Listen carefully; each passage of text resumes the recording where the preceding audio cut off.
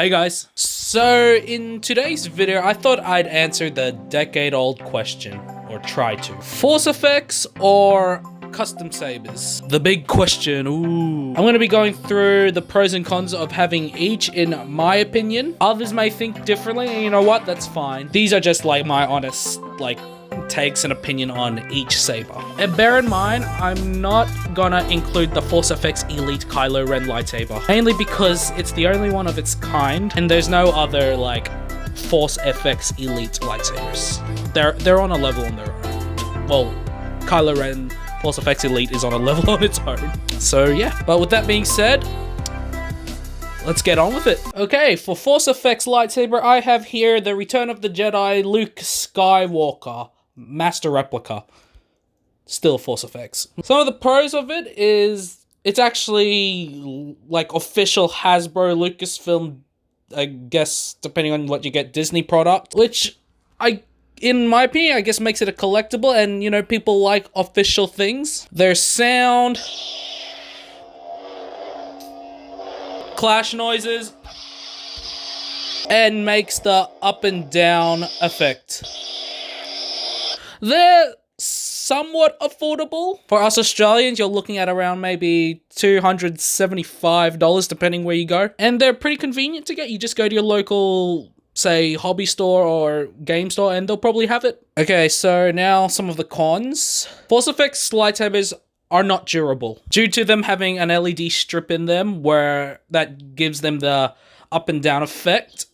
There is a chance you can bust the LED and even snap off the blade. As I showed you guys in one video, I had another Return of the Jedi lightsaber and it's broken. So yeah, if you plan to deal with a Force FX, I highly recommend you don't. And in terms of the sound, it's pretty generic and basic, and they all kind of have similar sound, in my opinion anyway. Though you'll find in different generations of Force FX, they're slightly better, you know, depending if it's newer or not. But it's still, in my opinion, somewhat basic and generic. It's like they just got the same sound font for most of them. Sith lightsabers, you'll find they will have a different sound, but then it's that one sound for all the Sith sabers. The blade is not detachable, unless you bought the ones that were, which you can barely find. So you're pretty much stuck with a blade on the hilt all the time. And they're very limiting to have, and what I mean by this is you can't customize them or really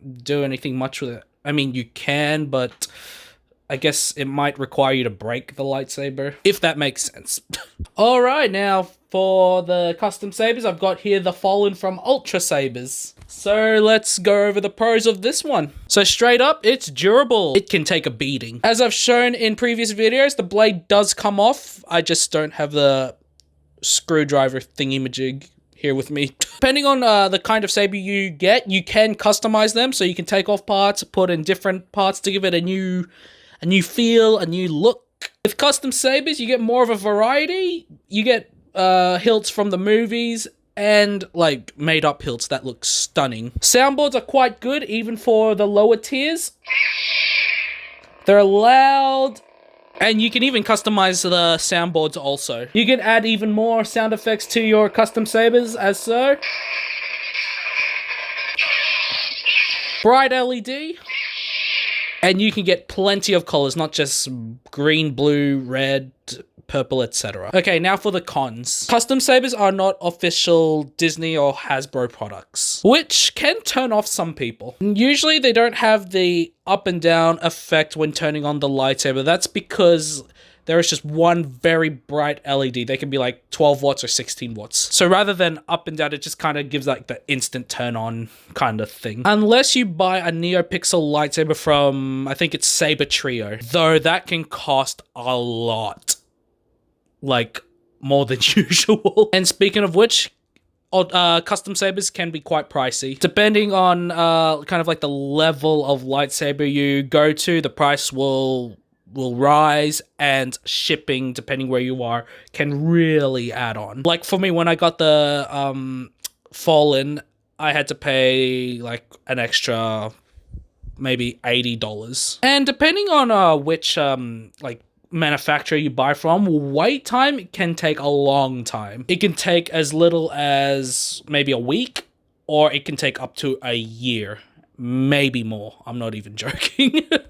And another thing too I'd like to point out with cons is the lightsaber can come quite faulty to you. Granted, you can find faulty Hasbro lightsabers, which, you know, like any other product, but I won't name and shame, but some companies are notorious for it, while other companies are better, but more time than Force FX lightsabers, you'll find people complaining about like a faulty lightsaber, like something's not tightened enough, or the blade's shaking, a lot of things. And there you have it, guys. Now, what's my preference, you ask? In my honest opinion, I'd prefer custom sabers for all the pro reasons I just listed. It's customizable, durable, stunning hilts, and can actually be quite high quality. Though I still like Force FX lightsabers.